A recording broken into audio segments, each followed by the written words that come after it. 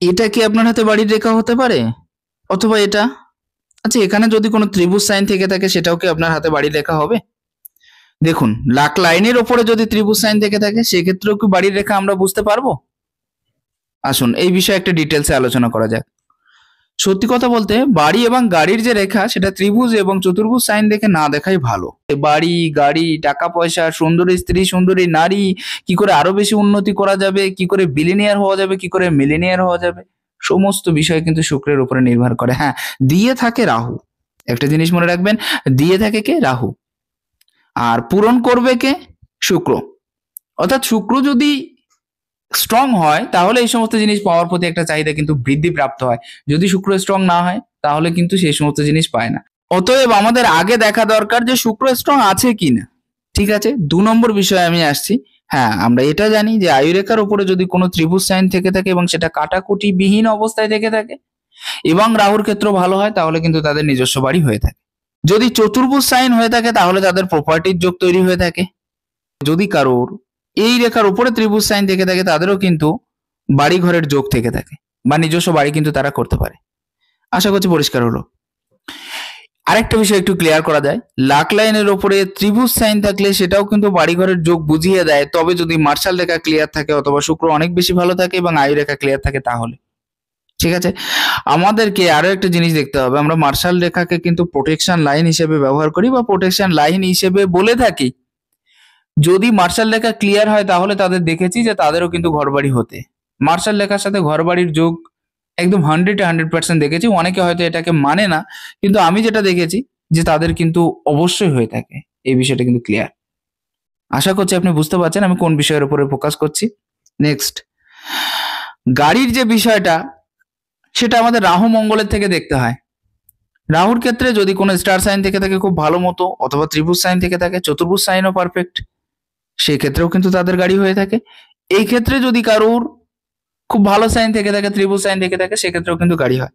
হ্যাঁ, তবে শুক্রটা অতি আবশ্যক। আমি যেটা একটু আগে বললাম, মানুষের শখ, মানুষের চাহিদা, এগুলো পূরণ করার যে জায়গা সেটা কিন্তু শুক্র দিয়ে থাকে।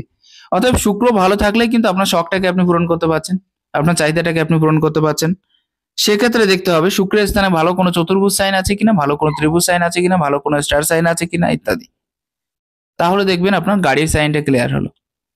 পৈতৃক সম্পত্তির যোগ অনেক জায়গা থেকে দেখা যায়, যেমন আমি দেখেছি মঙ্গল প্রধানত পৈতৃক সম্পত্তির যোগটা দিয়ে থাকে। দুটো মঙ্গল ভালো আছে কিনা সেটা আপনি আগে দেখে নেবেন। নেক্সট বিষয়টা রবির ক্ষেত্র ভালো আছে কিনা। অ্যানসেস্ট্রাল প্রপার্টি পেতে গেলে রবির ক্ষেত্রটা ভালো হওয়া অতি আবশ্যক, কারণ পিতা অথবা পৈতৃক দিকটা কে দেখাশোনা করে? রবি। তো পৈতৃক দিকটা যখন রবি দেখাশোনা করছে, রবির দিকটা ভালো হতে হবে এবং বৃহস্পতিটাও একটু ভালো হওয়া চাই। এক্ষেত্রে এরকম যদি কোনো পজিশন থেকে থাকে, দেখুন শুধুমাত্র রেখার ক্ষেত্র বিচার করে কোনোদিন ভালো বিচার করা সম্ভব নয় যে আমার হাতে রেখা ভালো আছে বলেই আমি সবকিছু পেয়ে যাব। আপনার হাতের গ্রহ, আপনার হাতের কালার গুলো দেখা অতি আবশ্যক। আপনার হাতের কালার ফ্যাকাশে হয়ে আছে, আপনি বিশেষ কিছু পাবেন না। আপনার হাতের ডিপ কালো হয়ে আছে রেখা, বা যে কোনো গ্রহের উপরে কালো কালো স্পট পড়ে আছে, সেক্ষেত্রে সেই রেখার কিন্তু, সেই গ্রহের কিন্তু একটা খারাপ এফেক্ট সেক্ষেত্রে পড়বে। সেক্ষেত্রে আপনাকে দেখতে হবে যে গ্রহগুলো কতটা বেশি জায়গা নিয়েছে। নেক্সট বিষয়টা হচ্ছে আপনার পৈতৃক সম্পত্তি যোগ, কিন্তু এক্ষেত্রে রবির ক্ষেত্র থেকে কোনো রেখা যদি মঙ্গল পর্বত পর্যন্ত পৌঁছে যায় তাহলে কিন্তু তাদের পৈতৃক সম্পত্তি যোগটা দেখিয়ে যায়। কারণ সম্পত্তি হলো কে? সম্পত্তি হলো আমাদের মঙ্গল। আর পিতা হলো কে? পিতা হলো আমাদের রবি। তো রবির থেকে যখন মঙ্গলের দিকে চলে যাচ্ছে তাহলে সেই পৈতৃক প্রাপ্তির যোগটা সেটা কিন্তু আপনার ক্ষেত্রে থেকে যাচ্ছে, এটা মনে রাখতে হবে। নেক্সট, যদি এটা হার্টলাইনকে টাচ করে যায় তবুও কিন্তু এটা পেয়ে যায় তাদের পৈতৃক সম্পত্তি। এমনকি যদি কারোর এরকম টাইপের জায়গা থেকে থাকে সেক্ষেত্রে কিন্তু তাদের প্রপার্টির যোগটা প্রবল হয়ে থাকে।